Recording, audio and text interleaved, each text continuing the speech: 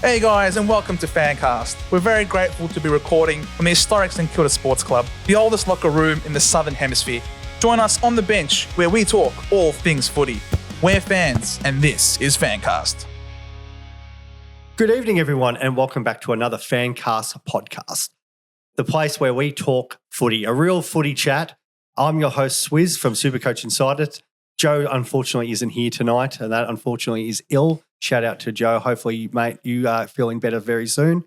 Also, sad news. We, as a community, would like to give our condolences to Sam Landsberger, his family, and his colleagues. Very sad news for the Herald Sun reporter on his passing today. So, from all of us, we wish his family all the best.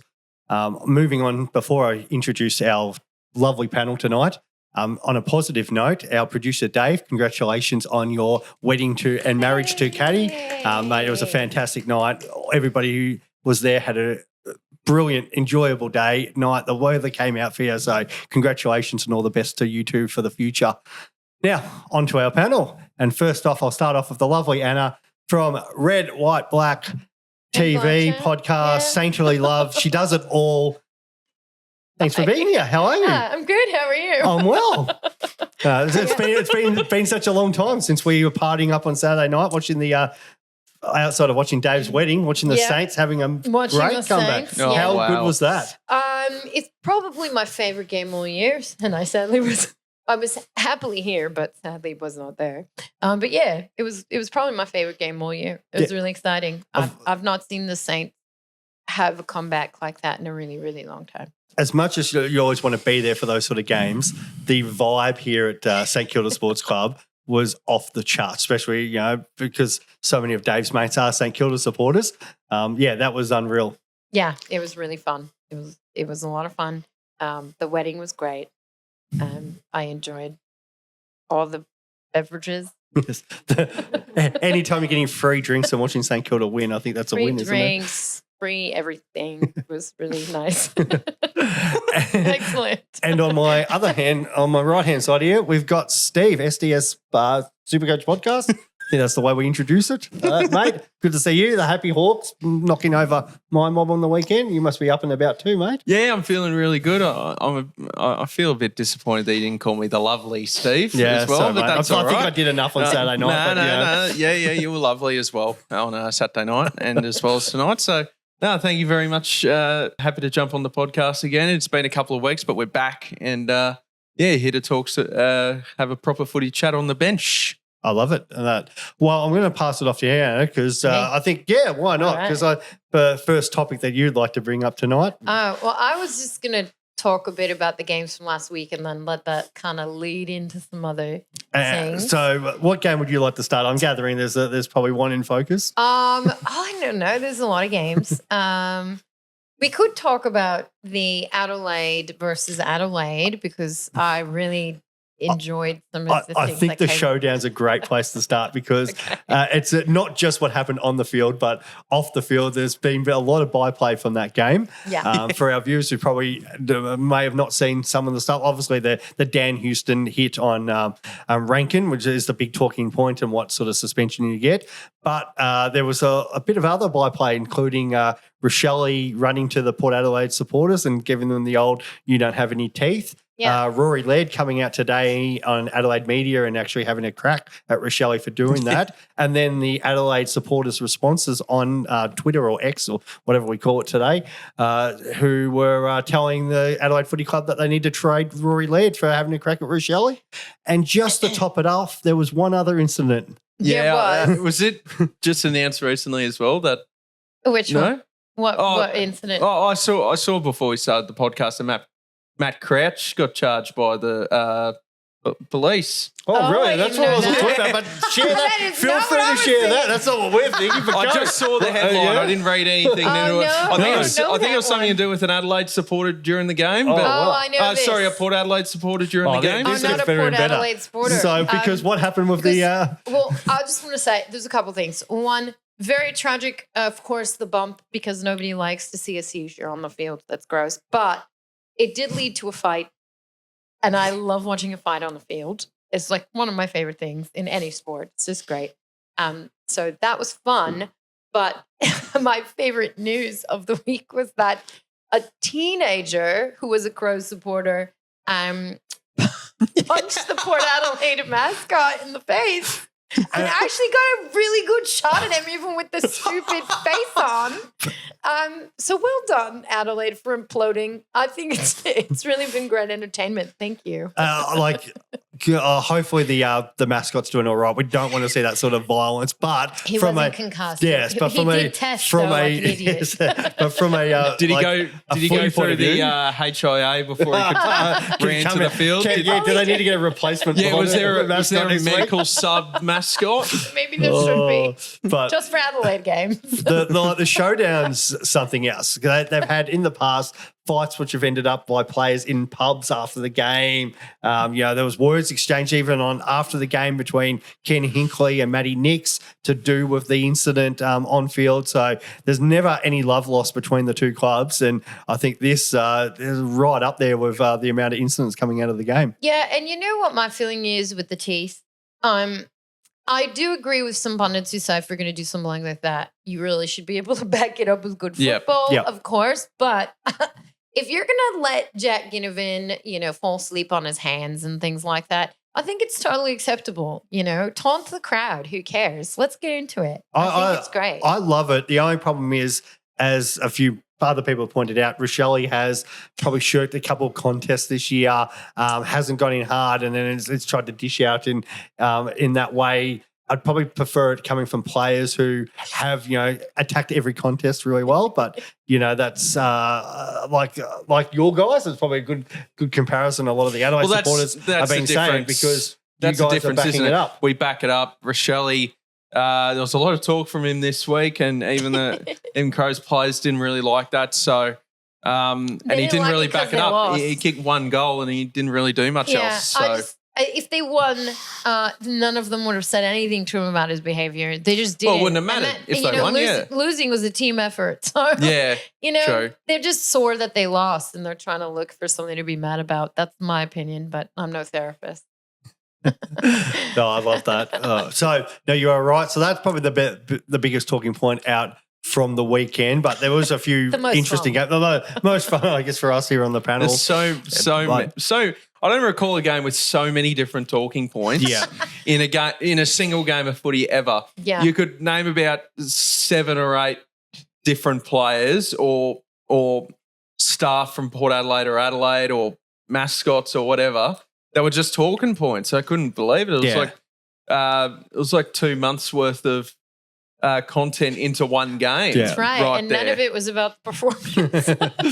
That's right. I guess Port Adelaide won. Yeah, who won that game? It's one of those situations. You wouldn't know. There was so much stuff going on. Yeah. So I guess we rewind. We had Friday night. Essendon imploded again. Swans again another slow start. Yeah, raise your hand. Anyone who's surprised that Essendon lost that game? Not at all. Not at all. But it went to script, like Sydney getting smashed out of the blocks again, as they do every week. And any decent team, that's their worry coming into finals, that will probably beat them because they're coming back from 4, 5, 6 goals back every game.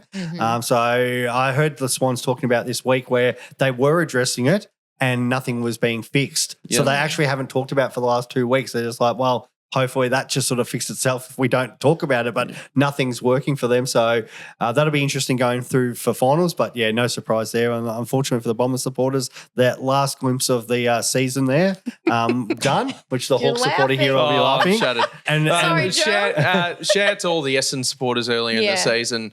Especially the ones that didn't make plans in getting September. on their high horse about how their team's going and bad-mouthing Hawthorn and laughing at Sam Mitchell. Yeah. Life comes at you fast, fellas. That's right. Life comes at you fast. It's a little bit like the teeth, isn't it? Rest in piss, Bombers. We'll see you in 2025 and we'll see if you can actually turn up at the back end of the year. Shout out to our normal host of this, Joe, who'd be sitting here cringing right now. I like Joe. I like Joe. I feel bad for him, but for a lot of Essendon Twitter, just shut your gob. Well, Yeah. the one thing that I do feel like I agreed with the Essendon supporters, Dyson Heppel should have been playing that game, having the retirement match should in have been Melbourne. And that was a real issue for me because he, on selection, is better than 3 or 4 of the players that were playing in that game. And I think that sort of would have got the Bombers up too. Like his retirement match would have given them even more incentive to play for. And yeah, it's all well and good. Like, yeah, the fans get to say goodbye as he's off on the side, but it's just not the same. Yeah. And I've got some thoughts about that in regards to Richmond in a moment. Okay, but, well, you think of it this way. You're telling me Dyson Heppell couldn't have played any worse than Sam Wiedemann and Jake Kelly. Here's my thing about all of that and why I am making Caro the asshole of the week is because she came out during the week and gave this whole big speech about Brad Scott coaching with one hand behind his back. Mm-hmm. Okay, here's the thing. If Brad Scott knew what he was doing and if the culture at Essendon was right, then Dyson Heppell would have played in that game and it wouldn't have been a question at all. And I think that was a really poor coaching choice from a person who's out of touch with their club. And I think they're probably out of touch because the culture is shit.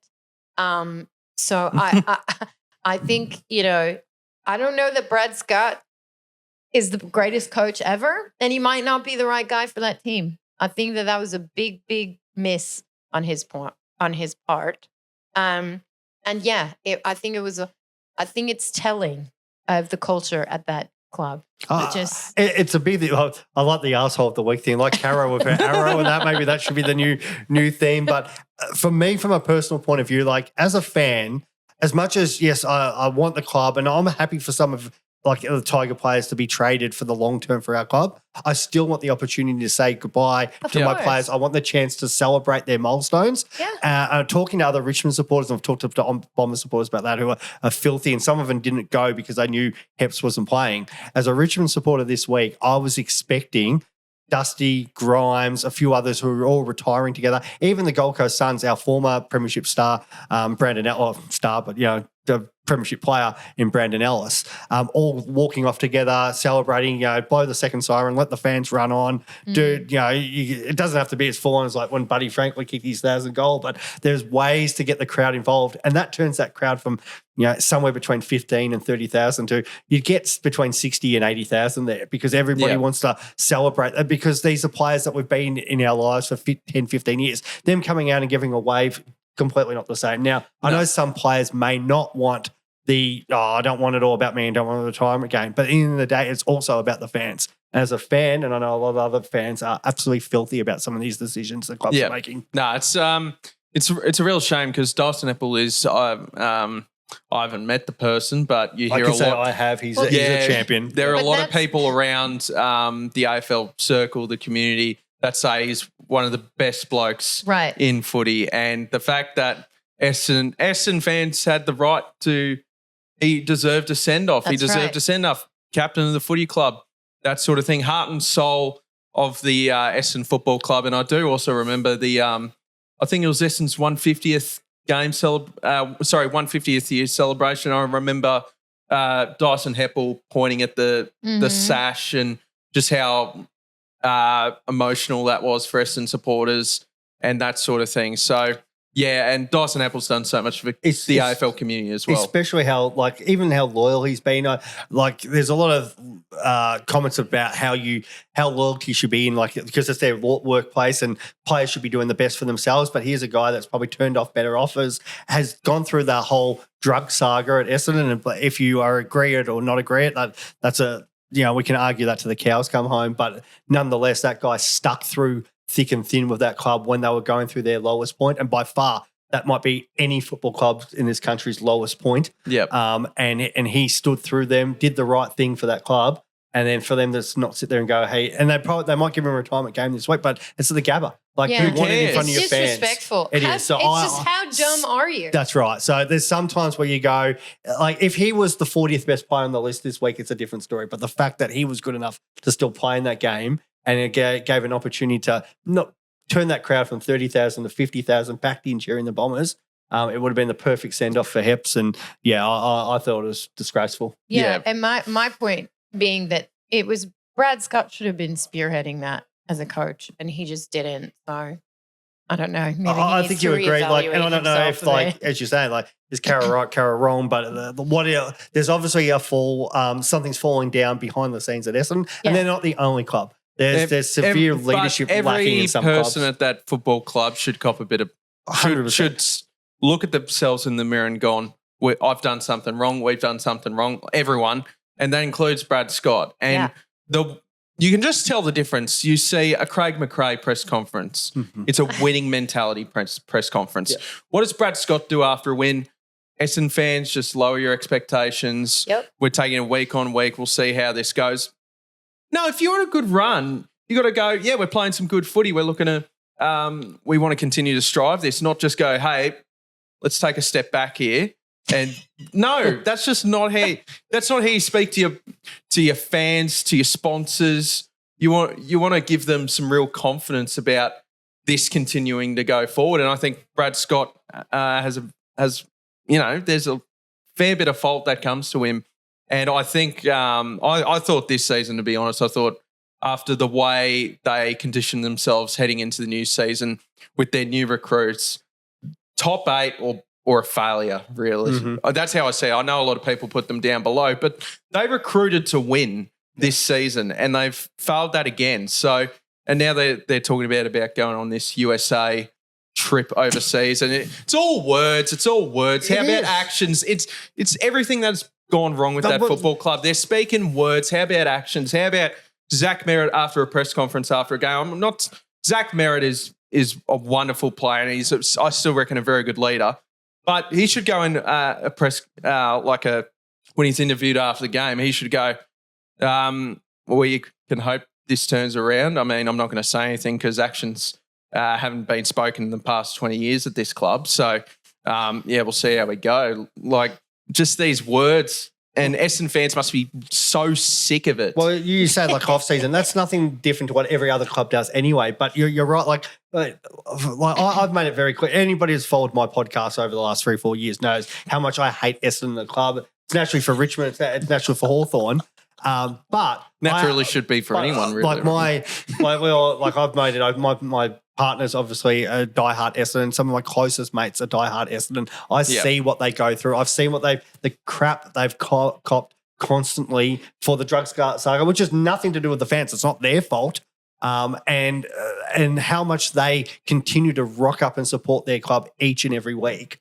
So I don't want to see them the constant hurt that those Essendon supporters are going through, because they're the victims out of this, because they do everything right from their point of view. They get there, they support their club, they put their money where their mouth is, and they just get let down by decisions by coach, president, CEO, board. Absolutely, and that's where even coming from a Richmond and a Hawthorn supporter, cool. From a club point of view, couldn't care less, but from the supporters, they deserve better. Absolutely. Well, some of them are shit, though. So those Essendon supporters do not deserve much. So, but let's move on. Let's move on from that. Moving on. Saturday. Saturday, we can put a couple of these games together because there was a couple of massive comebacks. So we had the Collingwood Brisbane game, which should have been over. We're watching a little bit of it here on our table, Dave. Sorry, Dave. Sorry, Dave. Yeah, we're watching the footy. Probably missed your wedding speech, but we were watching that. So it was exciting, though. It was. So the Lions, who had the game won 3 goals up. Zach Bailey had the chance to boot the ball into the forward line.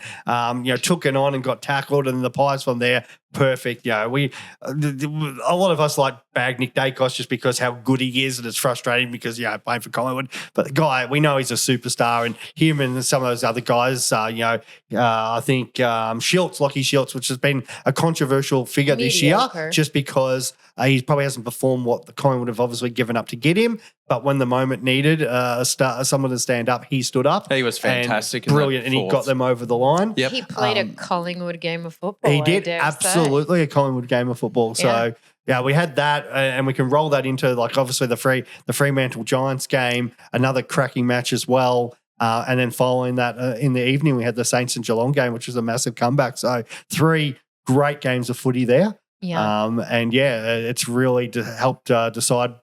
This weekend, probably the AFL won't be happy because it's not as close coming in the finals, but it was very interesting. It's still a little close. And I do have to say, I'm not going to fault Brisbane for losing in Collingwood because Collingwood did their thing, which they really haven't done all season. So I don't know. I mean, they're just a difficult team to beat. They've already beat Brisbane in the grand final. So, of course, they're going to go into that game They beat them singing. at the Gabba as well That's earlier right. in the year. Yeah. Yep. So I think they were going in that game being like, we need to get a little bit more respect back from everybody because everyone's talking smack about us all season. That game's always East Good Friday, the night before Good Friday. Good Friday Eve, Collingwood, Brisbane up there. Yeah. It'd be interesting to see how Brisbane respond next year because it's either 3 or 4 losses in a row for the Lions and the Pies. Yeah. And they've been pretty close, all of them. So Collingwood would have their number at the moment. So that really hurts Brisbane, by the way. It does. The fact that they were looking like an absolute shoe-in as one of the premiership favourites, locking in a top 2 spot. We know how good they are at the Gabba, and now they've totally thrown away that double chance. If we assume that the top 4 is going to hold shape. So, they'll probably be playing an elimination final, we would have thought. And it's Eric Hipwood's fault. I said it once and I'll say it again. If he's playing, they're likely to miss a few and they may very well lose. I don't know. I think Joe Danaher, there's a few players, there's a few senior players, and I think it may have been Matty Lloyd that pointed this out, but about they've got Geelong through their best years, and even now they do celebrate goal assists and getting in their teammates in the game. I feel like I couldn't agree more with the Brisbane. Their forwards have a bit of selfishness about them. Yeah. They want to be the person so that stands average. up and stuff. And when they more than enough stuff it up, and some of their the last couple of weeks their misses, which I'd like to see their expected goal outcome or the expected score because it should have been way higher than what they've delivered. Well, they kicked away at the Giants game and then just completely folded in the fourth, late in the fourth against Collingwood there, where that's a winnable game right there. And you know the whole hoodoo with the MCG for Brisbane, that sort of thing, and. You know, it's not a great ground to be totally stuffing up your top 4 chances. So, I'm going to say this and people aren't going to like it, but I think that... I wouldn't expect anything different from you, Anna. I think that Danaher and Hipwood, if they were shorter, would be absolute rubbish. I don't even know if they'd make the So team. you're saying they'd be flipping burgers at McDonald's? Potentially, yes. Like, they're just not... Or maybe they'd play basketball. I don't know. They wouldn't be playing footy. I get into my mate Todd, who was on this show last year, and Dave will remember Todd. He's 6'4", huge mate. How do you not play football? Because anybody who's 200 centimeters, you literally just can walk into a football That's right. club. You'd be Eric Hipwood. That's right. That's right. You just stand there. Stand there. They get a and contract occasionally for kick being a goal. tall. Yeah, it's right. I just think that, I think that they're just better. They look better because of their height, but they're not that great. Sorry. Danaher's pretty good. He's average. No. He's good, but for his talent, he should be a superstar. Yeah. But he's not a superstar, but should be. He's a star. He should be. But I think he's a good player. But he should be a superstar. But he makes too many poor mistakes. He has such an advantage because of his height. And he's got the aerobic and stuffs capacity. it up every time. Maybe he should play for Essendon. He did. There you go. Perfect.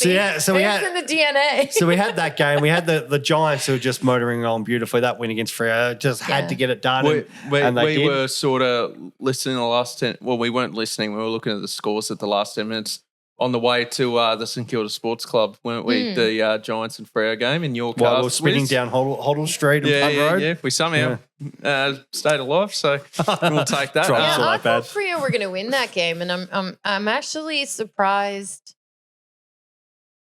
I don't know. Like, I'm not that impressed with the Giants. I think the Giants. I am. They're my premiership favourites. The Giants. They have been for the last 3 weeks. I think they should have beat them by more. Yeah, but sometimes you just got to get the job done. And Freo were in that mix. So I mean, they were home. Yeah. I don't know. Yeah, but maybe. I think they did that. The other, so we've talked about the showdown. The big talking point, I think, from Saturday, and I've left these guys separate, is what the hell happened up on the Gold Coast? Melbourne had nobody in this week, missing Clary, Petrarca, May, like their best players. Yeah. That should have been an absolute Monty for the Suns, who haven't lost at home all year. Oh, they And lost to it's Brisbane. out at Brisbane, but against a non-Queensland team. And I predicted that Melbourne would win that game. Wow, I because should have listened to that. I think culturally, I don't think they have a terrible culture there, but there's something that Melbourne always, whenever people look at Melbourne and start getting really, they become like the talk of the media and everyone comes at them with scrutiny, they always win the next game. I don't know why. They just come back with a punch and they win the next game. And that was their game. But that being said, what a disaster this week has been for the Melbourne Football Club. Does scrutiny come under Damien Hardwick if they miss finals again next year? For the Suns. Just about has to. 100%. I hope so, because he's not any different than any other coach and he shouldn't be treated differently and there shouldn't be a different level of expectation from him either. I think he should be able to. He was so excited about that team and talked so much smack about how great they were. And I saw nothing of it this season. I'm really, I think they might have had, in my opinion, the most disappointing season of the 18 teams. The only out I'll give them, a new coach coming in, it does take time to sort of get to know your list, how put the game plan in place. And sort of mold it the way you want. So there's going to be people who get traded, delisted out of that. He's going to bring players in. We already know more than likely Daniel Rioli goes there. They'll try to get a couple other senior bodies and should be better for it.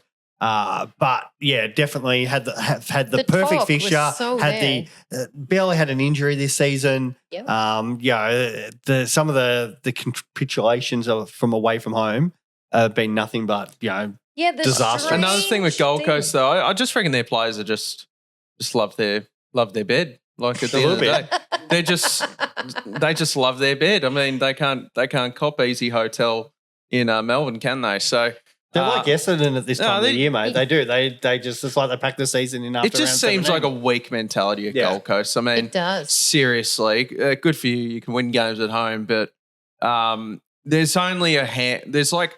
You could pick out 4 players that you know what you're going to get out of each week out of them, regardless of where it's played. Everyone else just totally shows a complete just doesn't turn up whatsoever. So yeah, I think Gold Coast the Gold Coast list needs a bit of soul searching there because there's. I'll give them a pass this year just because it's the first year of a new coach, but. You're really going to have to start looking yourselves in the mirror and seeing what's going on there because even their best players like Noah Anderson, he's really good at home, doesn't show up away, and that separates you from the elite young midfielders of the competition. And, I think... I don't see a real identity there yet. They don't seem to have a cultural identity. So we'll see what Dimmer can put on over that off season, but I agree with you. I don't see anything at the moment. And to the Melbourne supporters are saying, what about us? I think if anything, you'd probably be even more confused and disappointed because some weeks they've been absolute. They've given nothing this way. I watched them against Port the week before, and they were kind of in that game, but I didn't think I thought Port had them at arm's length all night. And there's been occasions where Melbourne have just, what have they dished up in games where they were meant to be competitive in? And then they come out this week with half their best players missing and put on such a great performance, led by Viney and some of the young guys. So they've got some interesting off-field and I guess actually, I don't read too much. I don't read too much into that game for Melbourne, to be honest. I do. I read this. I read that they have a very talented bunch that are overly entitled, that sook around, other than maybe Max gone, and they don't win the games of football they should. And they've got a younger bunch that are probably super hungry, that didn't get to do shit all year, that finally got their shot. And maybe they should go with that bunch. Maybe that's why Petrarca had a moment of conscience. I mean, for him, it sucks because he's probably one of the only players that brings it every week. The hard thing is we were talking about before, like players we love and players we want to watch and stuff like that. But at the same time, sometimes you've got to make hard decisions on lists to go forward. Like Melbourne I recently won a premiership. They want to have another crack and everyone's like, okay, we're going to keep Petrarca and Oliver, May, all these guys because they got to try to have another crack. But You actually No, have a look at some of the done. teams that have, but They're done. have like you look at Geelong, they lost Ablett. They actually became a better team on it. Yep. But you guys lost Buddy. Yeah. There's been more than enough cases you can go through. Richmond had Rance retire on them. Yeah. There's actually good teams that lose. Think about the Bulldogs a couple of years before they won their flag. They were like getting absolutely kicked and destroyed by the media because their captain walked out. They had senior players not want to be there and walking out. And those younger players stepped up because of that and got opportunities. That's right. Like, so maybe Melbourne need to move one of these other midfielders on to let Rivers and Pickett and these guys own that midfield going forward, just to get the right balance. And they need to get rid of the coach. Well, that could be as I don't well. know about that. But Simon Goodwin's. I was thinking, like, what has Fritchie done? Has Pickett done a tremendous amount? What has he scored any goals this year? Yeah, no, he's had moments of brilliance, but it's their consistency has been all over the place. And that might be the coach, might be the assistants, it might be the culture. Yeah, there's a whole lot of different stuff, but maybe a change at the top, maybe a change of one of the key personnel. To me, they look like a sort of a club that need a bit of a refresh in terms of all areas. Like Gary Pert, is it the CEO or the president? I feel like he's the CEO off the top of my head. CEO or president, one of them. He said, Melbourne, this is the best culture I've seen in 40 years. Just like we have the best umpire. What a load of waffle. Hasn't that aged like milk right there? So, no, I think they need a bit of a refresh of a new voice. Does it remind you of those restaurants that'll put like best cup of coffee in the world? It's kind of like that kind of statement. It's Starbucks. Yeah. So, exactly. No, I think Melbourne, just hold on to your picks. They've got a good few young players. I think just sort of retool around them and like May struggling to run out a full season. Lever's starting to get up there in age. They're running Gawn to the ground now. So you can't play him solo ruck every single week. Is it actually more beneficial for them to potentially explore this Petrarca idea? I mean, if he just wants an idea on what direction they're going, but he doesn't. He just wants to know the direction they're going, and in terms of actually wanting to leave, then I think you keep him. But if he wants out, I mean, fair enough, mate. I mean, or you make the bold call of going, all right, you're the new captain, mate. If you don't like the direction, bloody run the show now, mate. It's all up to you. Run the new standards at this football club and see how you go. So maybe something like that. I don't know. The common sense, as much as I think he wants to stay in Melbourne, I'd be behind the scenes talking to the Gold Coast Suns. We know they've now got pick 5 depending on what results this week, but we know Dimmer's shopping. He's happy to shop their draft picks, and they've got 3 this year and obviously 1 next year. And they're looking at potentially giving 1 earlier, 1 and 1 later, 1 for Rioli. They've got players like Lukosius who looking to move, so they can potentially either put him in a trade or get picks for him. There's other players that they might be able to move out. They've actually got the capacity. Lukosius will suit Melbourne. They play at home basically every week, so he only turns up at home and he does bugger all the way. So if I'm actually Melbourne, I'm actually looking at something like that going, we could potentially add to this core bunch group, Van Roy, and they've got Turner. They kept Viney, so that's a good result. They keep Viney as their, the leader of that group. And they've still got Gawn. They've still got the defence around these guys. It could be a slight reset, but in a couple of years' time, it pay dividends for them. Yep. So these are the decisions that clubs make that can potentially, completely change their fortunes going forward, and potentially put them in the spot in 2 or 3 years' time again. Can I ask you this? Yes. Did either of you think St Kilda was going to win that game? Hell no. On the weekend. I didn't rule it out. Were you shocked at that performance? You guys have a pretty good record against Geelong at Marvel, but we were looking so poor. That's it's just because at this time of the year, I'm like, okay, what does St Kilda have to play for compared to what Geelong have to play for? Just to spoil the party, which I think they enjoy. They're nearly a bit like the doggies prefer to be underdogs and just no pressure on them and go out. There's a big discussion on the Saints forums at the moment about what to do with Max King. The Saints looked a lot better with their ball movement in 50. And a few diehard Saints supporters were like, well, no, how much better will it be with Max King back in with that ball delivery? But the problem with a focal point like him is he just demands the footy every time he leads to it. And we see this with You teams. said leads, though, and he doesn't lead. Well, but we look at like Carlton now. I think Carlton, that's just a once-off. But against the Eagles this week, they actually looked really good because they were trying to look up, find short passes inside the 50, hit up targets because they didn't have their two key forwards there. Now, Curnow and Mackay are a different combination because they perform at such a high level. But Max King, we haven't seen it for pretty well a lot of his career. Now we know there's injuries. We'll see it if St Kilda use him correctly. Well, potentially that which too. is moving him, which is not having him deep full forward. So they move him up the ground. But if they're not going to do that, again, do they explore? Well, if they're not going to do that, they have rocks in their head. That's right. No, I believe they're going to do it. I think they may put him in a pocket. We talked about this on my other podcast.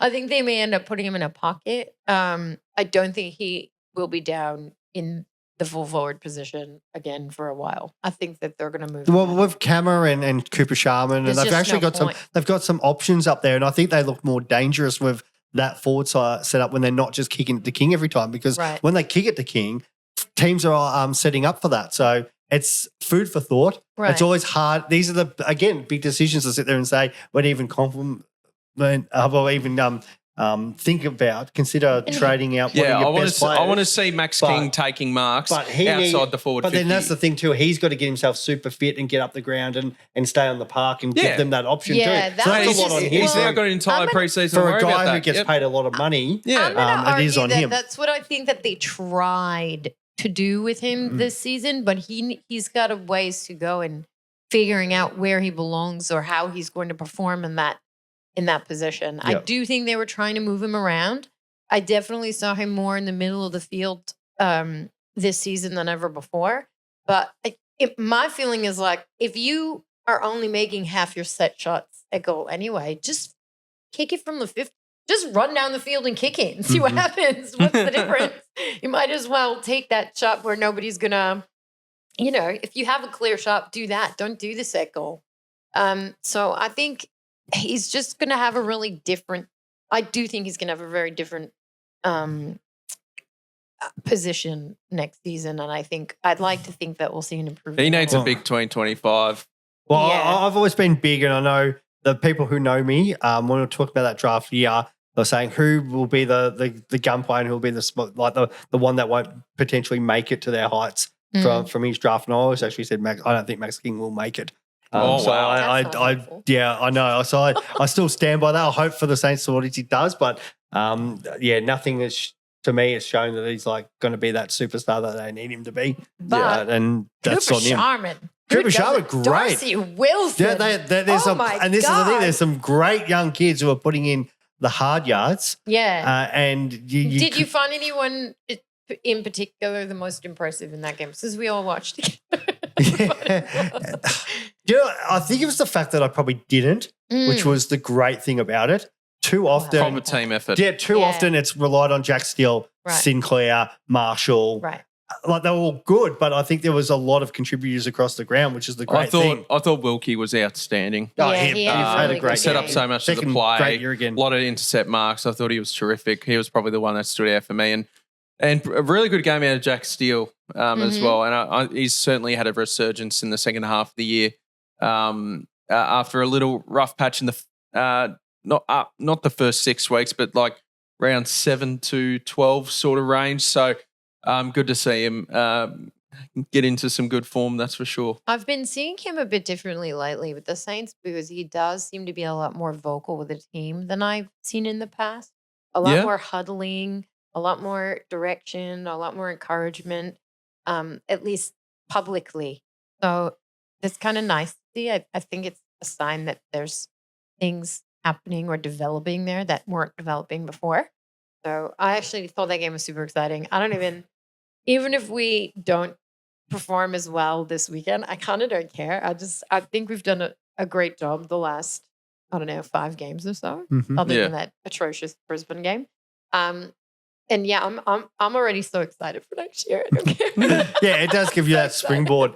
And then moving on to Super Sunday, a lot of people predicting that these were going to be absolute unwatchable, and God, they were right. Yep. because Richmond were. Hawthorn was the close one, and that was over at quarter time. So we had I was hopeful the Roos would put up something, but I thought it was going to be tough without Cheezel. They got absolutely spanked by the Dogs. The Dogs do, when they're playing their best football, they can do that to teams, and they absolutely did. You had the Richmond Hawthorn game, which I got to watch personally with a couple of mates, which at the game, and that we showed a bit more heart after quarter time, but I think that was more just the fact that Will Day was in hospital more than actually us. And unfortunately, I was top of all my tippings, and then I picked West Coast stupidly because I thought with all Carlton's outs, I changed how mine. can West Coast not win this game?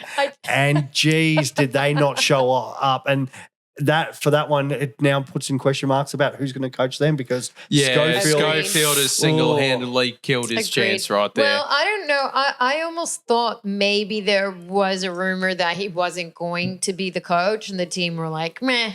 So they just didn't put their best forward. I wonder that the information didn't come before the performance. But yeah, they didn't look. They just, you know what? To West Coast, I mean, Harley's young. I don't know. Like they don't seem like they've got a maturity to the team, even though they have some players who've been there a bit.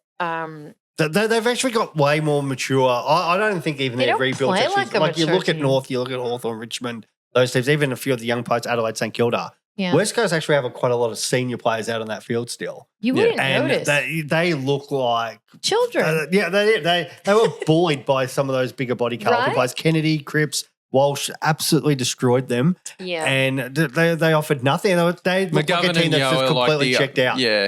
Yeah. Yeah. I McGovern and watched Yo some are of the that only game. two senior blokes really giving a Mm. crack and caring. So, West Coast are still a fair way away, but they're one of the biggest clubs in the land. So I think that they can eventually turn it around pretty quickly. But I don't think any coach wants to take them on because they know They're mad. this coach is literally going in there to facilitate the They're rebuild, and it's that they're going to get done, and the next coach is the one that's going to get the profits of that situation. I don't understand it. I don't understand why. I mean, I can totally understand if assistant coaches from other clubs, they're very happy in the current state. You know, their kids go to school, and it would be a big process. It would be a big process, but at the same time, I kind of can't believe it. You're just rejecting a senior coaching job like that with one of the biggest clubs in the land. Like the West only Coast. thing I can think of is they already know something is up. That's what I think. I think potentially it's Jamie Graham still. I thought that from the start. That Didn't he rule himself But out? just some people rule themselves out because they don't want the media pressure because Fremantle still have a campaign. Yeah. And I wonder if once Fremantle's season's over, does then Jamie Graham come out and say, actually, no, I am Yeah, interested maybe in Jamie that. Graham. I think Sounds they like already the know. most likely from another club's Brett Montgomery, the Giants' assistant coach. Mhm. So, yeah, it's an interesting one. I think, if they can nail the coach, I think they could get back up and running in How the did short you- term. But yeah, at least West Coast have got an excuse. Like, what's North Melbourne's excuse to still be this rubbish? They've apparently got their next list sorted. The only thing I'd say to that is, what other sport in the world? Now, they've done a lot of drafting of 18-year-olds to that, but what other sport that have like these drafts? Actually, you could go through any sport, even though they don't have drafts, have players that come in at 18 and 19 years old, full stop, let alone then changing the culture. All the American sports, NBA, NFL, you look at those guys, they come in after college. And there's like NBA, there's only the 5 starters on the court. The NFL, yes, you got all the defensive and offensive lines, but the main people's, the wide receiver 1, the running back 1, quarterback, they're 22, 23, 24 when they're joining those systems. And even then, in their first year and second year, they're not really the impact. They don't move up until they're 25, 26 years old. You look at any EPL or any international football, it's not like we see a whole lot of 18, 19-year-olds running around the EPL on the weekend. A couple of them get subbed on late, but most of them are probably 22, 23, 24-year-olds. We're the only competition in the world where it's like we draft 18-year-olds, 18-year-old get out there, and you need to change the fortunes of this team. They're like, Yeah. well, hang on, I literally just got out of high school. But that's literally our expectations here. I just finished for the AFL. schoolies, Yeah. mate. Yeah. Well, you What were do you just finished expect? schoolies. I've just got off the beach at the Gold Coast. Also, the question of what they're playing for matters. Like North didn't have to win that game. They're not Yeah, fighting. but They're not not fighting by to avoid the 96 score. points. No, But I if agree. you're, But you're again, checked out, if That you're was mentally that was checked out, pathetic. it was. But if you're it's- mentally checked out, and it shows the teams that were mentally checked out on the weekend offered nothing. Yeah, it's still not good enough, and fans want to see more. Like where, Yeah. yeah, and But that goes plenty from of round teams 1 have to got 24. belted Especially this if year. And sometimes I if think you're going this bad for this long, Yeah. it's no excuse by the 5th year of the same old stuff happening to just check out again. You got to give your fans, got to give your sponsors, you got to give your club a bit of hope heading into next year. And sure, North have had some honourable losses in the second half of the year, but they really got to start turning it around shortly. I mean, 7 wins they need to get next year, and that's asking not much. I think that's asking quite a bit for that group still, because they're still How going much to longer are they going to lose? But this is the by less problem. than Look, you 5? look at even Gold Coast Suns now. Like those players we were talking about before, like they've only just now turned 22 year Yeah. old and stuff like that. So the North players have still got 1 or 2 years to get to where the Suns are at the moment, and Yeah. the Suns aren't dominating, going down this path of let's get a whole lot of kids together and bring them through together. Like Yeah. Richmond, Hawthorn in our big years, our lists were 26, 27, 28-year-olds when we were, and it shows with the experienced players, experienced heads out there. And you look Well, in any they got to work- get a couple of senior bodies. Yeah, in. you ask any tradie out there, like the apprentices that they have in between 18 and 22, they're like, they're all freaking dumb. Oh, I'm not going to swear, but Hawthorn are yeah, young. but it's no difference. Like, well, I think sometimes we expect too much of the kids Hawthorn coming are in. young. Hawthorn are young, but they've still got senior heads around them, guiding them. So do And- North Melbourne. Well, not at the same level of the They've got Hawthorn Jaden players. Stevens. yeah, most of them are rubbish. Yeah, the North Melbourne ones are rubbish. Your guys are good. And you've brought in Yeah. senior guys who, like, we talk about someone like Chol, but where he hasn't probably performed up to what his expectations. Yeah. But now he's actually in that age bracket where he probably should be, and Yeah. he is. So sometimes, like, especially we know key forwards take longer to do and develop. And like I'm not as harsh on North because I want to see them, like, what's going to happen next year. I'm more probably harsh on the Suns because they should be ready to kind of go I there. think, But Yeah. I predict North will have a very healthy year next year, actually. Who? North, I think they're going to have a healthy year. I think they win 4 to 5 games. I mean, well, my legends of the week is the St Kilda Football Club because they played phenomenally this weekend and they've just had a really excellent last half of the season. I actually am so much happier to be a St Kilda supporter going into the Carlton game than a Carlton supporter. I never, I'm not sure that I felt that kind of luck before. Felt like it was lucky to be a St Kilda supporter, but I feel lucky. I feel like I'm just happy with my team this season, and I think that was a beautiful game. Thanks, Saints. Yeah. I'll leave Haaland out as my legend of the week for my producer. But I've got to. I think I was genuinely shocked of how well Carlton did with backs against the wall. So I'll give them as a team performance legend of the week. But the unknown Suns at Carlton. So they had a lot of younger players who had to step up. The Hollands brothers. Pitternet, who's he's a decent second string ruckman, but took the load on himself, played a really good game there. So they stood up. So definitely them. And probably the assholes of the week for me is the some of the media and people that get on Twitter or X or social media and just continue to bag crowds. The clubs who get small crowds to games. It actually does my head in because they would rather. They would rather get in like that. I feel like all these people must have investments into the AFL because they just want to bag the clubs as like, why didn't you turn up? Instead of ever asking, going, well, why aren't these fans turning up? Things like the floating fixture does my head in as a fan. Because I go to a concert, I go to, weddings, whatever. You find out about this stuff, 6, 12 months in advance. And I find out, footy round 24, the fixture 3 weeks before what day teams are playing and trying to organise work. And they've botched it again as well. And they absolutely Friday botched night's it. a dead rubber. They botched it a couple of weeks ago when they had the 2 Melbourne games on at the same time. Well, they doubled the double. You couldn't do do the stuff. double games, like it's so dumb. Yeah, it is. Dumb. them at Especially when separate they're at the same times. time in Melbourne. Yeah. Even the This weekend. I was gets saying to asshole of the week every week, by Yeah, the way, yeah. the double header. it's just like there was Bulldogs and North supporters that came to our game at halftime because they're like, well, we wanted to go to both, but they overran each other. So, stuff like that's just stupid. Yeah. So there's that, and also not enough things from the AFL and the clubs for teams like North. We're in this situation right now. Teams that are down the bottom of the ladder where there's just like, oh, okay, you're not turning up, like you're not a true supporter. there's no Instead of they going, don't get what's the excited. incentive? Like, Yeah, right. like I bought a round for mates and got them a little bit of food on the weekend. It was $70 at the footy. Like, okay, so if you got the lower teams, you want incentives to get there. Have free pie day or have different incentives to actually draw people into the game. And then we talked about the events earlier where like there's an opportunity this week for Richmond to have an event against the Suns by having those retired players playing, having Heppel having a retirement match, stuff like that where you can get the fans involved. So, Andrew Dillon, you get asshole of Steve. 2024. Fun fact as well. Well, I if like there the was fun fact. if there was a wild card round, Melbourne Collingwood Friday night would be relevant. Anyway, Oh, dearie so me. yeah, No. so maybe that's Hey, my we've got wild controversy. card weekend this weekend in the VFL. Yeah, they do. Richmond are playing in it against Williamstown. I'm not it's a good totally idea. against the idea of a wild All right, card. I know so people are. my arsehole of the week goes to Brad Scott for not playing Dyson Heppel. Yes. Yeah. Yes. Yeah, That was, Cop yeah. I thought that was pretty obvious. That's pretty anyway, and then my legend of the week. This club's been under a lot of scrutiny, and we mentioned it. I think I mentioned it earlier. Jack Viney re-signed the club for another 3 years, getting rid of all the doubters, and it might give a bit of life in the Melbourne Football Club because he's one of the heart and souls of the football club. So, legend of the week, Jack Viney, for saying, "Shut up, everyone! I'm not going to North Melbourne. I'm staying at Melbourne." Okay. I love that. That's fair. That's Yeah. good. Poor Melbourne. They've got a ways to go. They've got a ways to go.